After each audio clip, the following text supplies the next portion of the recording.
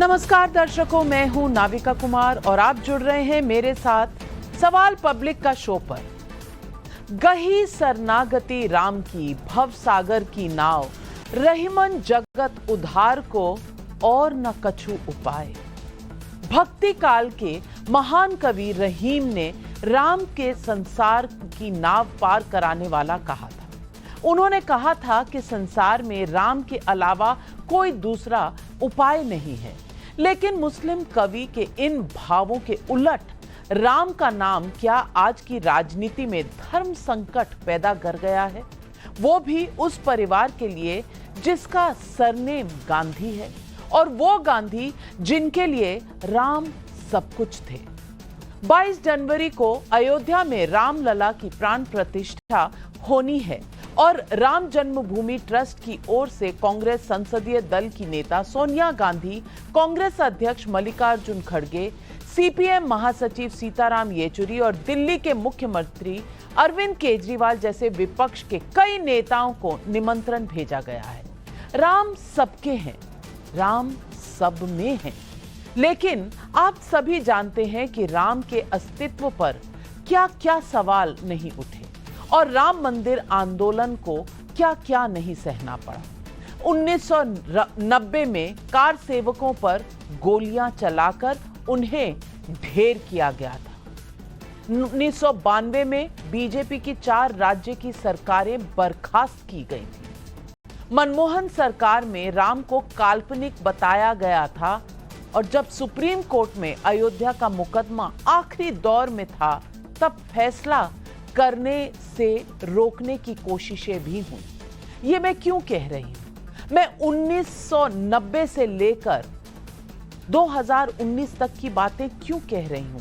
क्योंकि जब कार सेवकों पर गोली चली थी तो ये एक सोशल अनरेस्ट था।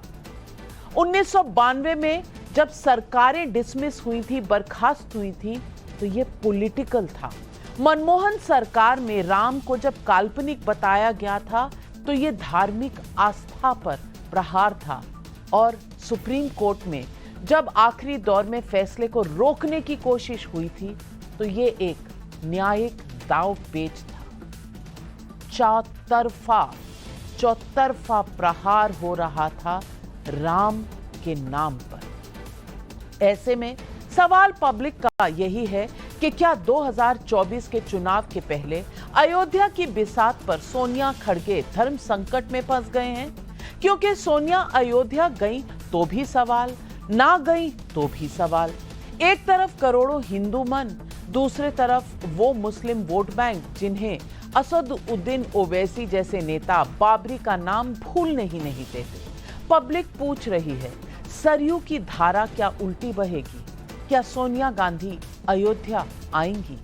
यही है आज सवाल पब्लिक का।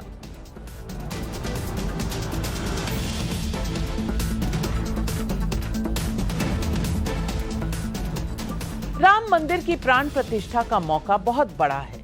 इसकी हर एक छोटी बात भी बड़ी बात हो जाती है।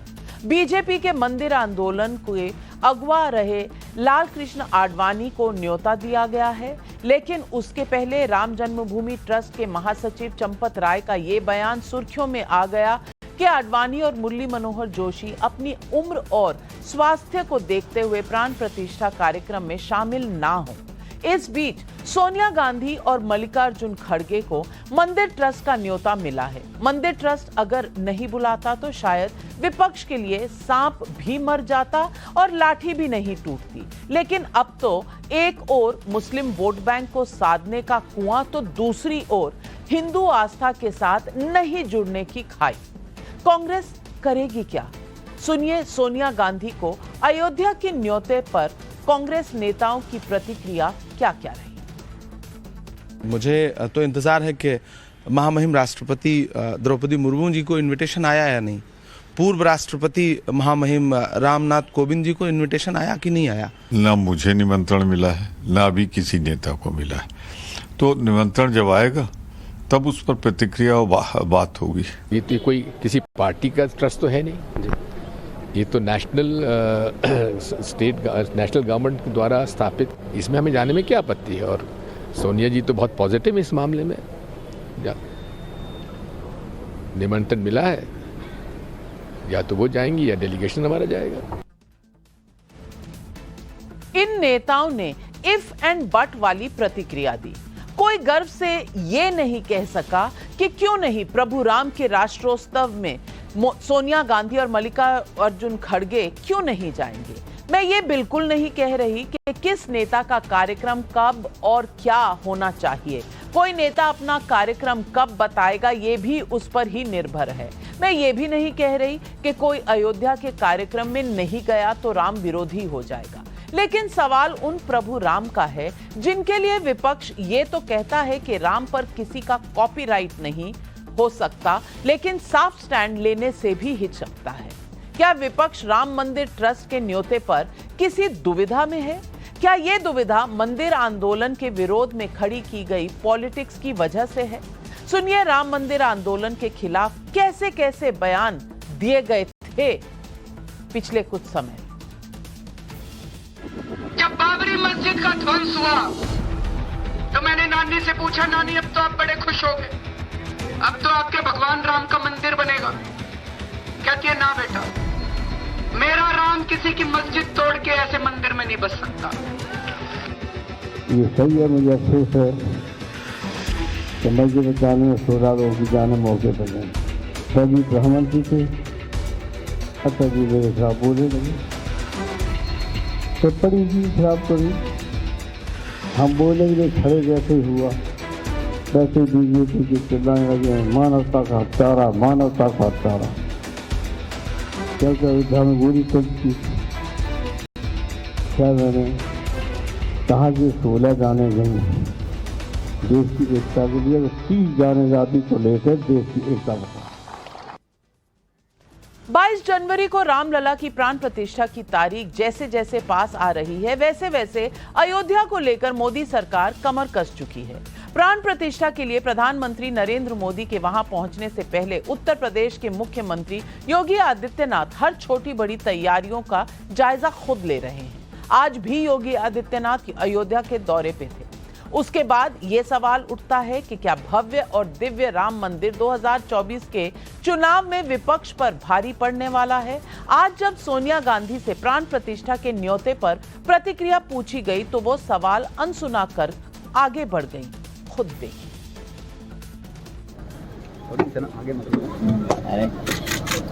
Ma'am, have you received the invite for Ram Mandir consecration ceremony, ma'am?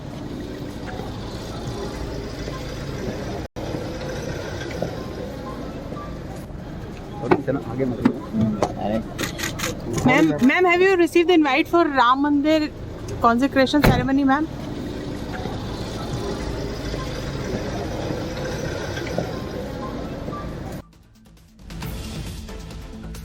चुप, कुछ नहीं कहा और ये चुप कई बातें कह रहा है। तो आज सवाल पब्लिक का है, क्या सोनिया गांधी, खड़गे, केजरीवाल और येचुरी जैसे विपक्ष के नेता रामलला की प्राण प्रतिष्ठा का न्योता स्वीकार कर सकेंगे?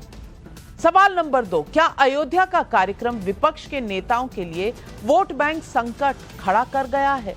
सवाल नंबर 3, क्या 2024 के चुनाव में मोदी के लिए अयोध्या सबसे बड़ा ट्रम्प कार्ड बन जाएगा? यही है आज सवाल पब्लिक का।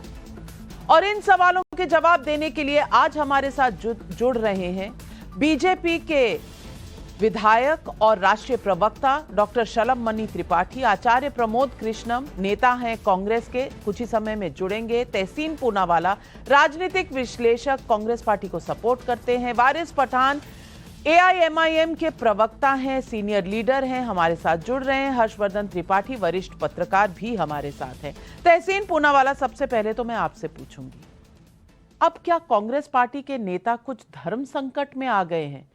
एक तरफ सलमान खुर्शीद ने कहा था ये किसी की प्राइवेट प्रॉपर्टी नहीं है, ये राष्ट्रोत्सव है, कमलनाथ जी ने भी ऐसा ही कहा था।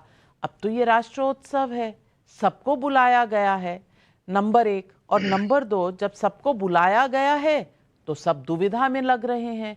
कोई बता ही नहीं पा रहा कि जिस राम को काल्पनिक कहा था उस राम की प्राण प्रतिष्ठा में जाएंगे, नहीं जाएंगे, मुस्लिम वोट बैंक का क्या होगा? क्या तमाम सवाल खड़े हो गए हैं और घेर लिया है कांग्रेस पार्टी को?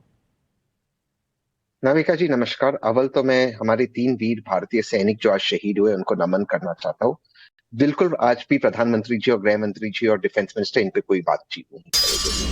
आपके सवाल से, मूल सवाल से मुझे आश्चर्यचकित होता हूँ नाविका जी, मैं आपकी बहुत रिस्पेक्ट करता हूँ। मुसलमान क्यों दुविधा में पड़ेगी यार, कांग्रेस क्यों दुविधा में पड़ेगी कि मुसलमान वोट जाएगा अगर वे राम मंदिर में गए? ये तो लॉजिक का मुझे समझ में नहीं आता है, ये क्या लॉजिक है? तीसरी बात, आपने कहा कि भगवान राम को काल्पनिक बनाने का जो पाप कांग्रेस पार्टी ने किया था, माँ सीता को काल्पनिक बनाने का पाप महेश शर्मा जी ने कहा था। तो भगवान राम, भगवान विष्णु, भगवान शंकर के बारे में नरेश अग्रवाल जब सपा में थे क्या क्या नहीं बोला, उसको तो भाजपा ने पार्टी के अंदर बनाते उनको बड़ा नेता बनाया। तो वो भाजपा के से किसी को कुछ मोरालिटी के लेसन देने की जरूरत नहीं। मैं आपसे पूछना चाहता हूं, साक्षी मलिक और रेसलर्स जिनको मोलेस्ट किया गया था, प्रोटीन मांगने पर ब्रिजभूषण शरण सिंह ने उन्हें किस तरह से छुआ, दिल्ली पुलिस ने बताया है, वो भगवान राम के बच्चे नहीं थे। कल 87 मास बरियल हुआ मणिपुर में, वो भगवान राम के बच्चे नहीं थे।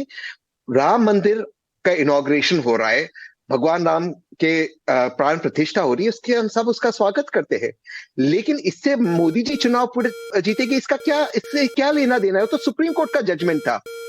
लेकिन जो बात है, जो भगवान राम के बच्चों पर आज कठिनाई आ रही, उस पर ना कोई सवाल हो रहा है। काले कानून पास किए जा रहे, 143 एमपीज को सस्पेंड करते, वो एमपीज भगवान राम के बच्चे नहीं थे। काले कानून जो पास हुए जिसके कारण आप जेल में जा सकते हो, कॉपीराइट्स को ईडी में लाया गया है, ये देश के मुद्दे नहीं है। सोनिया जी जाएगी या नहीं जाएगी, अब तक उसका कोई जवाब नहीं आया, उस पर हम चर्चा करें और करना चाहिए।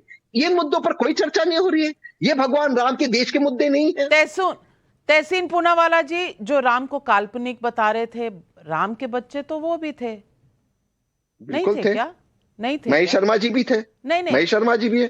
एक्शन लिया उन पर। अब आप इतने डिफेंसिव क्यों हो रहे हैं? इतने डिफेंसिव क्यों हो रहे हैं? मैं तो आचार्य जी के साथ जाऊंगा राम मंदिर में। और जो न्यायिक प्रतिक्रिया, ये मैंने नहीं कहा है कुछ मुसलमानों के बारे में, मैं तो रहीम का दोहा पढ़ रही हूँ। रहीम जी की आस्था जो राम में थी, उसके बाद कोई सवाल मुसलमान हिंदू का नहीं रहता। आस्था किसी की भी किसी पर हो सकती है। लेकिन मैं ये सवाल क्यों पूछ रही हूं, इसके लिए कोई लॉजिक है या नहीं है? शलभमणि त्रिपाठी जी, अब इस पर कुछ रोशनी आप ही डालें, क्योंकि यहां तो कहा जा रहा है कि मैं ऐसा सवाल ही क्यों पूछ रही हूं, ये सारे तो राम भक्त हैं कांग्रेस पार्टी में। नहीं मैम, सॉरी शर्मा, एक सेकेंड। आपने नहीं, भाजपा ने जो कहा मुसलमानों का वोट बैंक, आपने बिल्कुल नहीं कह रहा हूं, मैं आपकी बहुत रिस्पेक्ट करता हूँ। भाजपा कहती है मुसलमानों का वोट बैंक, मुसलमान को क्या आपत्ति होगी अगर कोई राम मंदिर में गया? मैं जाऊंगा आचार्य जी के साथ, इसमें क्या बड़ी बात है? इसमें क्या मुसलमानों का लेना देना है? चलिए शलभमणि त्रिपाठी जी। तहसीन भाई, आप आएंगे, आपका मुझे लगता है कि राम पर का स्वागत करेंगे, लेकिन देखिए सवाल तो किससे पूछा गया? सवाल जिनसे पूछा गया वो तो सवाल को दरकिनार करके निकल गई। और मैं तो नाविका जी कहूंगा कि देखिए, राम भक्तों को इस पीड़ा को झेलने का बहुत धैर्य है। हमें याद आता है कि किस प्रकार से दीपावली, आप सब, हम सब, पूरी दुनिया दीपोत्सव किसके नाम पे मनाते हैं? दीपावली भगवान राम के नाम पे मनाते हैं।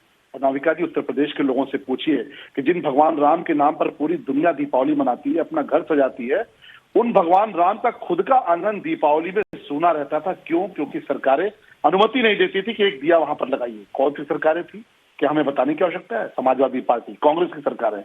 किस प्रकार से वहां पर राम भक्तों के साथ अत्याचार हुआ, कितना कत्लेआम हुआ। भगवान राम को टेंट में रखा, मतलब राम भक्त गुहार लगाते थे कि बारिश होती है, ओले पड़ते हैं, आप सिर्फ टेंट को सिलवा दीजिए, टेंट फटा हुआ है, भगवान राम के सिर पर ओले गिरते हैं। और किस प्रकार का सरकारों ने व्यवहार किया, मुझे बताने की आवश्यकता नहीं है। जाना तो छोड़िए, जाने की तो अपेक्षा नहीं कर सकते, लेकिन भगवान राम का टेंट उसको सिलवा दीजिए।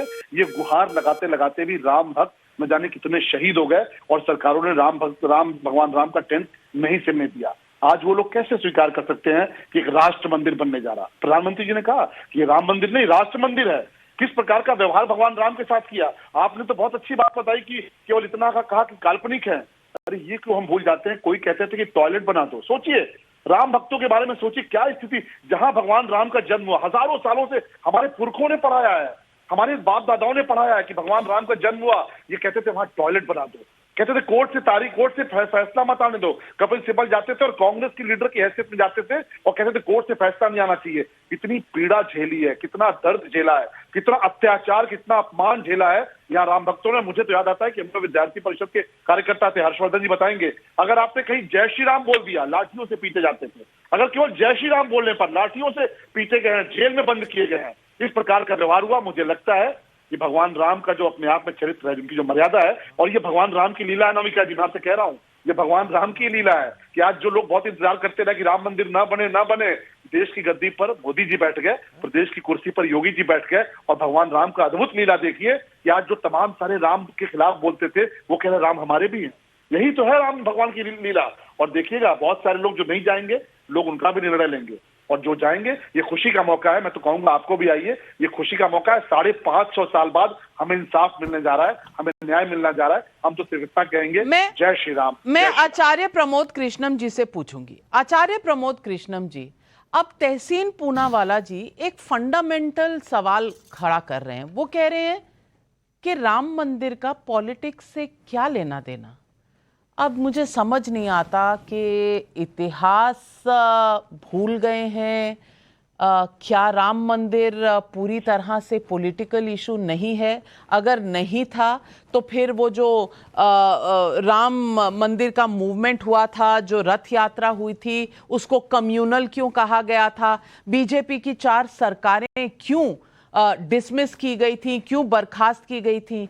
क्या राम मंदिर का मुद्दा पॉलिटिकल कभी था ही नहीं? नंबर 1। और नंबर 2, आचार्य जी आपको तो बहुत पहले से ही, आचार्य होने की वजह से आपको बहुत पहले से ही न्योता आ चुका है। आज जब सोनिया गांधी मल्लिकार्जुन खड़गे के लिए न्योता आया है, तो मैं आपसे पूछ रही हूं, अगर यह मुद्दा पॉलिटिकल नहीं था तो फिर सरकारें क्यों बर्खास्त हुई? और अगर ये मुद्दा पॉलिटिकल है तो क्या ये सोनिया गांधी और मल्लिकार्जुन खड़गे के लिए धर्म संकट है कि जाएं या ना जाएं, आगे कुआं पीछे खाई?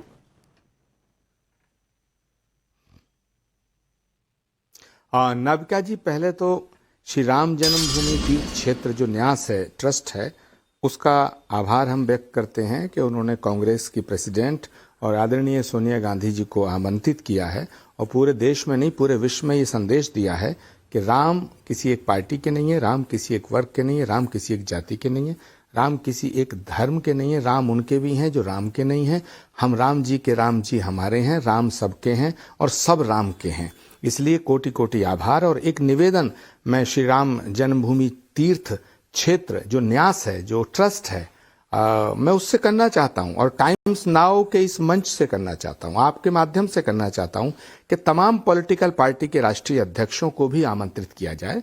उससे देश में एक समरसता का मैसेज जाएगा और देश में जो लोग ऐसा कहते हैं कि राम मंदिर जन्मभूमि, श्री राम की जन्मभूमि के मंदिर पे एक पार्टी का कब्जा है या एक ट्रस्ट का कब्जा है या 4 लोगों का कब्जा है, उससे भ्रम दूर होना चाहिए क्योंकि भारत सबका है। तो मेरा निवेदन है कि सभी पॉलिटिकल पार्टीज को एक एक उनके राष्ट्रीय अध्यक्ष को न्योता दिया जाना चाहिए। दूसरी बात, ये हमारा परम सौभाग्य है कि भगवान श्री राम की जन्मभूमि, मैं एक मिनट के लिए आपको रोकूंगी आचार्य जी। उनको भी न्योता जाना चाहिए जो कहते हैं सनातन खत्म हो जाना चाहिए। मैं पूछ रही हूं, आप ही के अलायंस में एक ऐसी पार्टी है जो कहती है कि सनातन धर्म को खत्म हो जाना चाहिए, ये डेंगू, मलेरिया, HIV जैसा है, इनको भी न्योता जाना चाहिए? जी, मैं इस पर जवाब दूंगा और ये बहुत गंभीर प्रश्न है और भारत की वर्तमान राजनीतिक परिदृश्य में ये बहुत इंपॉर्टेंट क्वेश्चन आपने मुझसे किया है। देखिए, क्या कौन कब किसको क्या कहता है इससे मतलब नहीं है। भगवान राम के जन्मभूमि के मंदिर के उद्घाटन का अगर न्योता किसी राजनीतिक दल को, भारत की जनता, भारत के जनतंत्र में किसी पॉलिटिकल पार्टी को जाता है, क्योंकि राम जन्मभूमि जो तीर्थ क्षेत्र है, जो न्यास है, वो उसको मर्यादा पुरुषोत्तम भगवान श्री राम के मार्ग पे चलना है, उसको फॉलो करना है। जो डीएमके डेंगू मलेरिया कुष्ठ वाली बातें करते हैं, तो ये तो अपनी ही पार्टी की फुल फॉर्म इन्होंने बताई। सनातन को मिटाने की कोशिशें तो हजारों साल हुई हैं, सनातन ना मिटा है ना मिट पाएगा। जो सनातन के विरोध में है, उन्होंने जो सनातन को मिटाने की बात की तो हमने उसका विरोध किया, लेकिन अगर हम भी इसी संकीर्णता से देखेंगे तो फिर मर्यादा पुरुषोत्तम भगवान श्री राम के अनुयायी और इन जैसे विरोधी लोगों को, जो भगवान राम का विरोध करते हैं, जो भगवान राम का अपमान करते हैं, जो रामचरितमानस का के पन्ने फाड़ने की बात करते हैं, जो हमारी धार्मिक भावनाओं को ठेस पहुंचाने की बात करते हैं, क्योंकि हमारे धर्म का जो उद्घोष है वो तो सर्वधर्म संभाव है। हमारे धर्म का जो उद्घोष है वो विश्व बंधुत्व है। हमारे सनातन धर्म का जो सूत्र है वो वसुधैव कुटुंबकम है। तो जिस धर्म का सूत्र वसुधैव कुटुंबकम हो, वसुधैव कुटुंबकम विश्व बंधुत्व सर्वे भवन्तु सुखिना सर्वे सन्तु निरामया, ये हमारी प्रार्थना है। तो जिस धर्म के आधार ये हैं सत्य, अहिंसा, करुणा, प्रेम, क्षमा, शील, दया, त्याग, तपस्या, बलिदान, साधना, ये हमारा प्रेम सद्भावना, इससे अलग सनातन नहीं हो सकता है। तो जिस सनातन का सूत्र ये है, उस सनातन को मानने वाले प्रत्येक व्यक्ति का फर्ज बनता है कि शत्रु को भी सद्बुद्धि देने की प्रार्थना करे। इसलिए मैं आज आपके चैनल से अपील करना चाहता हूं कि ये न्योता सबको जाना चाहिए और इससे देश में एक नया वातावरण निर्मित होगा। वारिस पठान जी, आप भी चलेंगे? ओवैसी जी भी जाएंगे?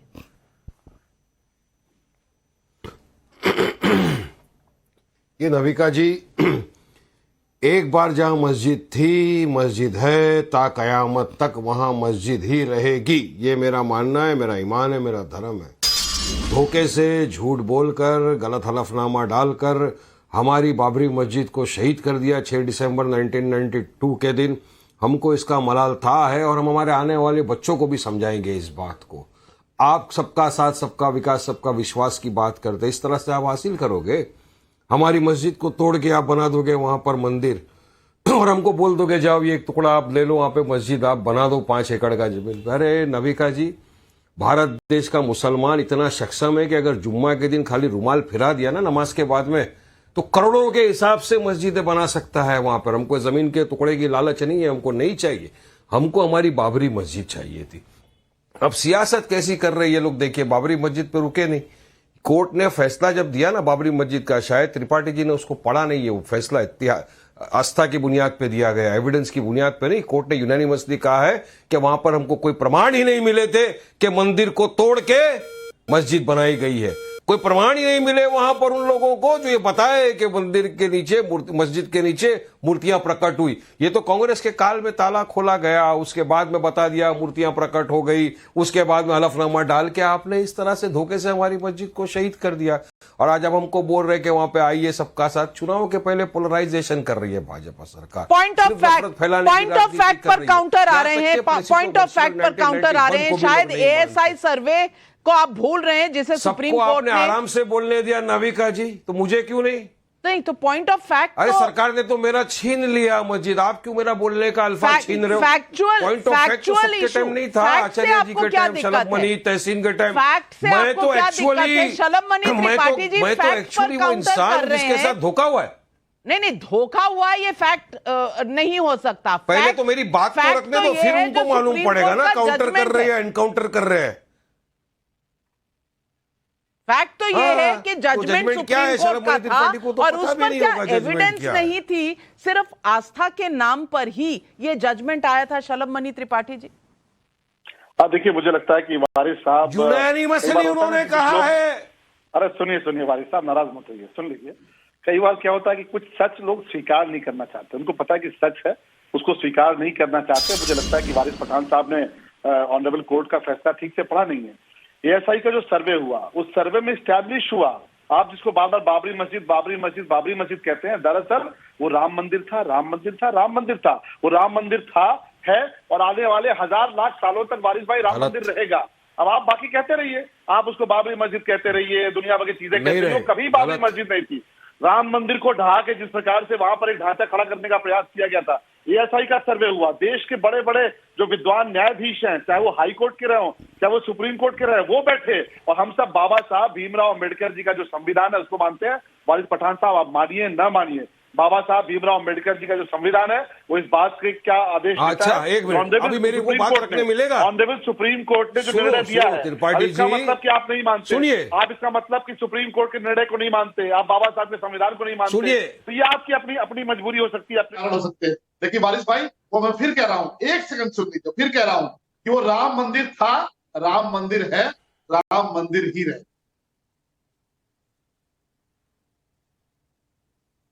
जवाब ये आपने दीजिए कहां से लाया? क्या सुप्रीम कोर्ट ने कहा कि वो राम मंदिर वहां पे था? नहीं कहा ना। आप बात कर रहे हो संविधान की, तो मुझे बताओ सुप्रीम कोर्ट ने कहीं पर भी कहा कि वहां पे राम मंदिर था, मंदिर को तोड़ के बिल्कुल मस्जिद बना दिया गया, और अभी आप उसको क्लेम करो? बताओ मेरे को, मैं पढ़ना चाहूंगा जजमेंट को वापस से। मैं रेफरेंस, एएसआई का सर्वे तो उस वक्त भी सुप्रीम कोर्ट ने डाउटफुल माना था, और अब भी जो आप करा रहे हो ना, अब त्रिपाठी जी जरा सा बोलने दीजिए।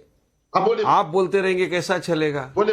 आप धोखा भी देंगे, आप बोलेंगे भी, आप मुझे बोलने भी नहीं देंगे, और झूठ भी फैलाएंगे। आप सच्चाई से क्यों बांटते हो त्रिपाठी जी? सच्चाई क्या है पता है ना आपको? आपकी एक मुस्कुराहट और हंसी में सारी सच्चाई छुपी हुई है त्रिपाठी। सच्चाई आपको भी पता है कि वहां मस्जिद थी, बाबरी मस्जिद थी, बाबरी मस्जिद है, बाबरी मस्जिद रहेगी। आप झूठ और भरम फैलाकर हमारी बाबरी मस्जिद को आपने शहीद कर दिया। ये मानिए सच्चाई है। आज भी आप देश में झूठ, भरम, नफरत फैला रहे हो, और हमारी दूसरी मस्जिदों के पीछे आप लगे हुए हो। पर मुद्दा ये है, मैं मानती हूं कि कोर्ट ने कहा था कि आप वो टाइटल डिस्प्यूट रिजॉल्व कर रहे थे, और टाइटल में आपके पास कोई एविडेंस नहीं था। एविडेंस जो था वो राम मंदिर ट्रस्ट के पास था, और उस पर कोर्ट ने फैसला दिया। लेकिन वारिस पठान जी, मुद्दा ये है कि क्या ये मुद्दा पॉलिटिकल था या सिर्फ आस्था का था?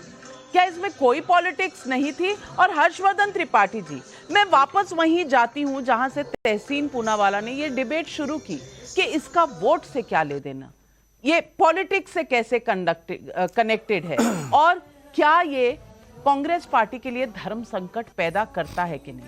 तो ये तीन जो सवाल हैं, इस पर आपका क्या जवाब? नविका जी, सबसे पहले तो मैं, चूंकि वारिस पठान साहब ने तथ्यात्मक तौर पर यहां गलत बात बोल दी, झूठ बोल रहे हैं वो, और उसका वोट से क्या असर है वो मैं आपको बता दूं, दर्शकों को जानना चाहिए। पहली बात तो सुप्रीम कोर्ट ने अलग अलग जो टाइटल सूट पर सुनवाई की थी, उसमें एक बहुत महत्वपूर्ण पक्ष था कि पुरातात्विक प्रमाण क्या है, और उसकी बुनियाद वो थी जो 1976-77 में जो आर्कियोलॉजिस्ट बीबी लाल, उनकी अगुवाई में, जो डीजी थे उस वक्त आर्कियोलॉजिकल सर्वे ऑफ इंडिया के, उनकी अगुवाई में जो खुदाई हुई थी, उस खुदाई के आधार पर यह पाया गया कि जो मस्जिद में जो गुंबद भी इस्तेमाल हुए थे वो मंदिर के थे। 12वीं 13वीं शताब्दी के जो मंदिर होते थे उसमें जो पूर्ण कलश होता था, उसके आधार पर ये सुप्रीम कोर्ट ऑफ इंडिया में ये एएसआई की रिपोर्ट है, उसे पढ़ना चाहिए। क्योंकि बिना पढ़े जब आप बोलते हैं, आप ठीक है भावना में तकरीर करिए हैदराबाद में जाकर और कुछ मुसलमानों को भरमाइए भी, लेकिन जो तथ्य है सुप्रीम कोर्ट में वो ये था। और ये किसने बताया? के मोहम्मद साहब को सुन लीजिए, जो अकेले मुस्लिम उस खुदाई में वो शामिल थे। तो के मोहम्मद साहब को सुनिए। अब आप कहते हैं कि कैसे इसका वोट पर असर पड़ेगा। तहसीन भाई भले व्यक्ति हैं, वो जाना चाह रहे हैं, इससे सुंदर क्या होगा। और मैं तो कह रहा हूं ना कि देखिए, जो मुद्दई थे, जो पक्षकार थे हाशमी साहब, उनके परिवार के लोग भी आ रहे हैं, लेकिन कुछ लोग हैं जो आज भी इसे हिंदू मुस्लिम वैमनस्य का एक कहें कि पॉइंट बना रहे हैं। आप जरा सोचिए नविका जी, अगर 76-77 में वो खुदाई हो गई थी, बीबी लाल जी थे उसमें, के मोहम्मद साहब थे, इतना समय क्यों लग गया? 2019 तक क्यों लग गया? इसका मतलब कि इस दौरान की जो सरकारें नहीं, वो इस मुद्दे को ऐसे क्या कहते हैं उसको, मोदी जी की भाषा में कहें तो लटकाते, अटकाते, भटकाते रहे कि हिंदू मुसलमान एक दूसरे के सामने खड़ा रहे। और कोई उसमें सुलभ शौचालय से लेके विश्वविद्यालय से लेके, मतलब राम का मंदिर उनका जन्म स्थान, ऐसा मजाक बन गया। ये राजनीति है मजाक वाली, जो वोट की तरफ जाती है। क्योंकि जिसकी आस्था को चोट पहुंची है, आज वो उस भूमि पर भव्य राम मंदिर बनता देख रहा है, नंबर 1। नंबर 2, दुनिया के सबसे ज्यादा एक्टिविटी वाले, अगर हम शहर की बात करेंगे तो सबसे तेज इकोनॉमिक एक्टिविटी वाला शहर है। आज यूपी की दरिद्रता दूर हो रही है उसकी वजह से। और अभी ठीक है, हम लोग जब कोई भी जो जाएगा उड़कर पहुंचेगा अयोध्या, तो जब भगवान राम का वो मर्यादा पुरुषोत्तम राम के नाम पर हवाई अड्डा देखेगा तो उसको समझ में आएगा कि दुनिया का कैसे वो सबसे बड़ा स्पिरिचुअल सेंटर बनने जा रहा है, रिलीजियस सेंटर बनने जा रहा है, इकोनॉमिक एक्टिविटी का सेंटर बनने जा रहा है। अब जो लोग पीएसी के बूट के तले फैजाबाद अयोध्या के लोगों को दबा कर रखते थे, उनके खिलाफ तो वोट पड़ेगा ना नविका जी। धर्म संकट है, इसको कोई माने या ना माने, यही तो मुद्दा है कि कांग्रेस का कोई भी नेता खुलकर नहीं आ रहा। और आचार्य जी, मैं आपसे पूछना चाहती हूं, क्यों खुल के सामने नहीं आ रहे? और क्या यह मुद्दा राजनीति से प्रेरित नहीं था? आप एक अकेले आचार्य हैं, धर्म गुरु हैं कांग्रेस के अंदर, क्या आपके अस्तित्व पर भी सवालिया निशान नहीं लगाया जब भी आप कोई भी इस तरह की बात कहते हैं कांग्रेस की सीडब्ल्यूसी में? या कहते थे, मुझे कहना चाहिए। देखिए नाविका जी, पहली हाँ नहीं, ऐसा थे, हैं और रहेंगे, ये विषय वक्त पे छोड़ दीजिएगा। नाविका जी, मैं ये कहना चाहता हूँ, हर्षवर्धन जी को भी मैंने सुना, वारिस पठान साहब को भी सुना, शलभमणि त्रिपाठी जी को सुना, तहसीन भाई के भी सवाल सुने। अब हो गया ना, सुप्रीम कोर्ट का फैसला मान लीजिएगा आस्था के आधार पर आया, ठीक है, आस्था के आधार पर ही आया तो फैसला सुप्रीम कोर्ट का ना। तो अगर माननीय सुप्रीम कोर्ट ने आस्था का सम्मान किया है तो हमें एक दूसरे की आस्था का और भावना का सम्मान करना चाहिए। हमें आपके अकीदे का एहतराम करना चाहिए, आपको हमारी आस्था का सम्मान करना चाहिए। इसमें झगड़ा कहाँ पर है? अब सवाल उठता है दूसरा कि जो तहसीन पूनावाला का सवाल है राजनीति का, देश काल और परिस्थितियां जब परिवर्तित होती हैं सब कुछ बदलता है। और जहां तक धर्म है, जहां तक धर्म का विषय है, राजनीति का विषय है, तो धर्म का उद्देश्य भी जन कल्याण है, मानव उत्थान है, राष्ट्र कल्याण है। और राजनीति का उद्देश्य भी जन कल्याण है, मानव उत्थान है, राष्ट्र का कल्याण है, जनता का कल्याण है। ये अलग बात है कि जब ये राजनीति बदली, देश में जनतंत्र आया, जिस देश में जनतंत्र आने के बाद में राजनीति आगे बढ़ती चली गई। अब राजनीतिक लोगों का उद्देश्य जन कल्याण ना होकर के निज कल्याण हो गया है। अब राजनीतिक लोगों का उद्देश्य राष्ट्र उत्थान और राष्ट्र को जागृत करना ना होकर के, राष्ट्रीय एकता ना होकर के राष्ट्र में विभाजन हो गया है। अब अलग बात है कि इस देश को लोग फिर विभाजित करना चाहते हैं। ये अलग बात है, इस देश का विभाजन धर्म के आधार पर 1947 को हुआ। भारत विभाजन की विभीषिका का जख्म अभी भारत की आत्मा पर है, वो भरा नहीं है, लेकिन कुछ लोग अपने अपने स्वार्थों में इस देश को फिर एक बार पुनः विभाजित करना चाहते हैं। कोई जाति के नाम पे करना चाहता है, कोई भाषा के नाम पे करना चाहता है, कोई क्षेत्र के नाम पे करना चाहता है। ये गलत है।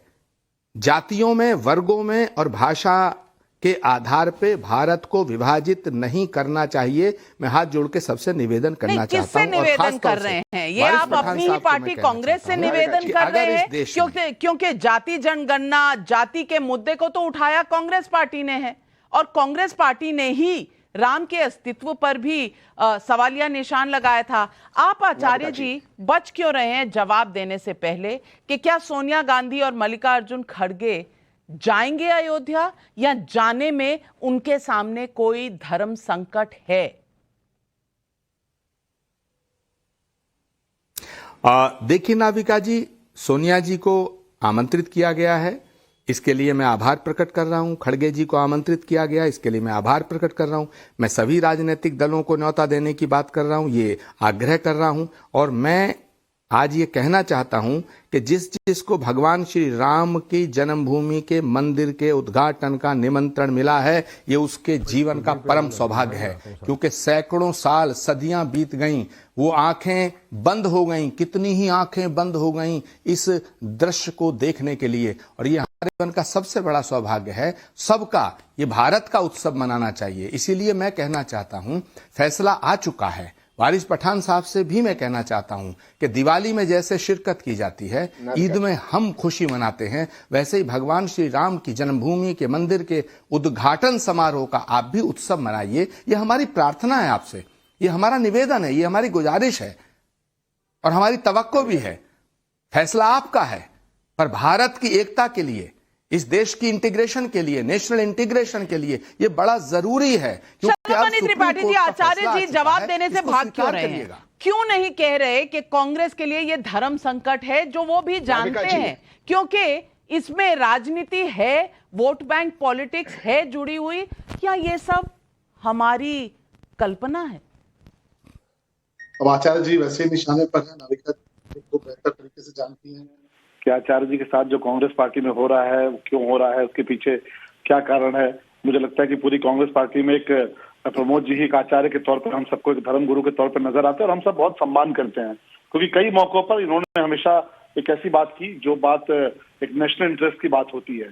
और उनके साथ क्या हो रहा है कांग्रेस पार्टी में, मैं कुछ कहना नहीं चाहता, उनका इंटरनल विषय है।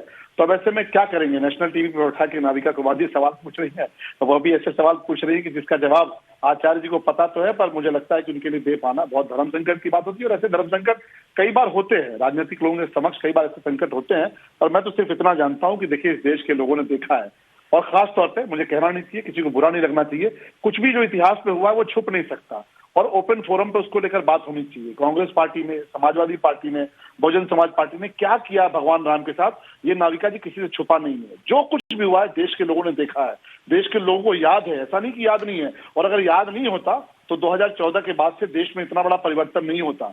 लोग, ये बहुत सारे लोग कहते थे, कोई कह रहा ना कि पॉलिटिकल नहीं है, पॉलिटिकल क्यों नहीं है भाई? आप भाजपा के लोगों से पूछते थे, मोदी जी से पूछते थे कि रामलला हम आएंगे, मंदिर वहीं बनाएंगे और तारीख नहीं बताएंगे। क्यों पूछते थे भाई? क्यों मोदी जी से ही पूछते थे? क्यों भाजपा से ही पूछते थे? तो आज तो बड़े गर्व के साथ भारतीय जनता पार्टी कार्यकर्ता कहता है कि रामलला हम आएंगे, मंदिर वहीं बनाएंगे और तारीख भी 22 जनवरी की बताएंगे। आप भी आइए। तो आप ही भाजपा से क्यों पूछते थे? क्यों आप कहते थे? तहसीन पूनावाला जवाब दीजिए। अगर इसमें 10 सेकंड में जी, एक बिहार के नेता ने कहा कि आडवाणी जी को फांसी दे देनी चाहिए, अटल जी के खिलाफ उनको उम्र कैद दे देनी चाहिए जब ये घटना हुई थी, अयोध्या की घटना। तो क्यों भाई भारतीय जनता पार्टी के नेताओं को आप फांसी देने की मांग करते थे? भारतीय जनता पार्टी के नेताओं से आप सवाल पूछते थे, फिर आप कहते हैं ये पॉलिटिकल नहीं है। तो ठीक है, आपके लिए पॉलिटिकल नहीं, हमारे लिए भी पॉलिटिकल नहीं। हम तो हमेशा कहते हैं कि पॉलिटिकल नहीं, हमारे लिए आध्यात्म का मुद्दा है, हमारे लिए भावना का मुद्दा है। तहसीन पूनावाला, तारीख नहीं बताएंगे जब आप व्यंग करते थे, सवाल पूछते थे, तब पॉलिटिकल नहीं था। जब सरकारें बर्खास्त करते थे तब पॉलिटिकल नहीं था। जब न्यायालय में जाकर फैसले को रोकने की कोशिश की गई उन्हीं द्वारा, जो आपके थिंक टैंक के गुरु भी हैं कपिल सिब्बल, जो कांग्रेस पार्टी में थे तब, तो ये पॉलिटिकल कैसे नहीं हुआ? और आप कह रहे हैं कांग्रेस कभी ऐसी पॉलिटिक्स नहीं करती। जी, मैं अभी भी इस बात पर कायम हूं, कांग्रेस कभी भी ऐसी पॉलिटिक्स नहीं करती। मैं हर सवाल का जवाब दूंगा, हर सवाल को मैंने नोट किया है। जिस अडवाणी जी की बात कर रहे थे, उन्हीं अडवाणी जी को, मैं उनसे बहुत व्यक्तिगत तौर से मैं उनको बहुत प्यार करता हूँ, उसी अडवाणी जी को मना कर दिया गया है वहां आने के लिए। उसी अडवाणी जी को भाजपा ने मना किया है, इन्विटेशन किया है, उनको एडवाइस सलाह दी गई, सलाह दी है, बिल्कुल नहीं होता गया। मैं उससे बिल्कुल इत्तेफाक रखता हूँ, लेकिन सलाह दी गई कि नहीं आए, मैं बिल्कुल इससे इत्तेफाक रखता हूँ। आपने इन्वाइट किया, लेकिन आप बिल्कुल, और उस महापुरुष को आपने सलाह दी है, मतलब बीएचपी ने वहां पर नहीं आना है। आपने इनवाइट किया और सलाह भी दे दी साथ में कि नहीं आना है, कोई बात नहीं। दूसरी बात, हर्षवर्धन त्रिपाठी जी ने कहा कि 2019 तक क्यों ये समय लगा?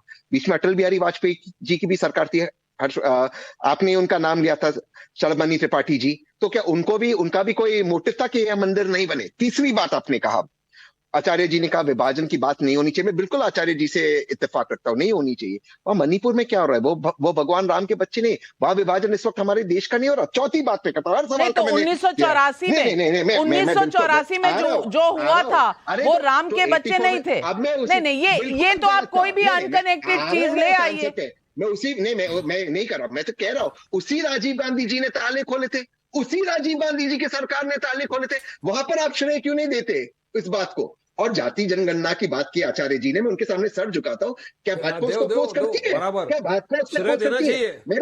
मेरा आपसे सिंपल सवाल है, आज अगर राम मंदिर बन रहा है, आज अगर राम मंदिर बन रहा है, बहुत सवाल आपने उठा दिए। ताले खोले थे राजीव गांधी ने, ताले खोले थे राजीव गांधी ने, वारिस पठान जी, आचार्य प्रमोद कृष्णम, हर्षवर्धन त्रिपाठी, सबके हाथ ऊपर, वारिस पठान जी ताले खोले थे राजीव गांधी ने। अब बीच में कहां चले गए थे उसका भी वर्णन पूछ लीजिए। एक लाइन अगर दे दे। नहीं, समय कम है।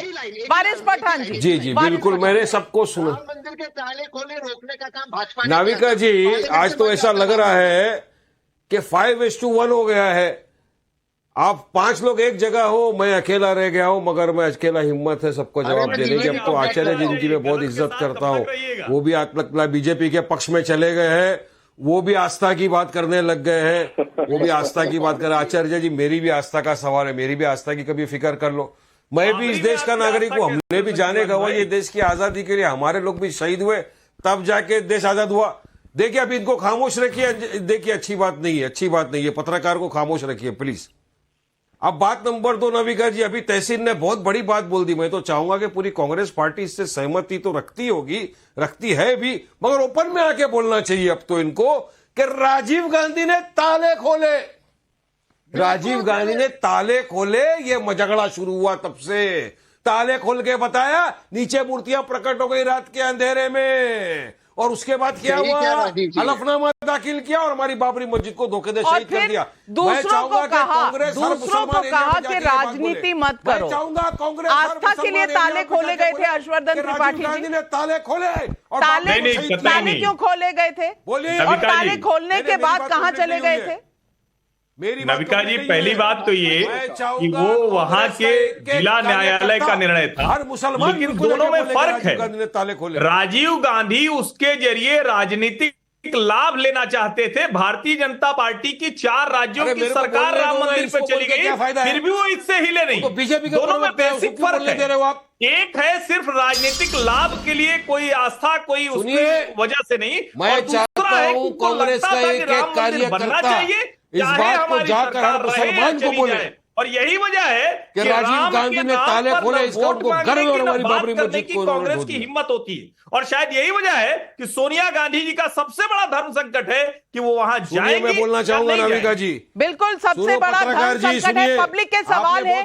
त्रिभुवन प्रताप सिंह का यूट्यूब पर सवाल है। वारिस पठान जी से पूछना चाहूंगा कि क्या हम भी अपने बच्चों को नहीं बताएंगे कि अयोध्या में मंदिर तोड़कर बाबरी ढांचा खड़ा किया गया था? किशोर कुमार विद्रोही चंडीगढ़ का सवाल है, अगर भगवान श्री राम जो सभी के हैं तो फिर प्राण प्रतिष्ठा के कार्यक्रम में जाने के लिए न्योते की जरूरत क्या है?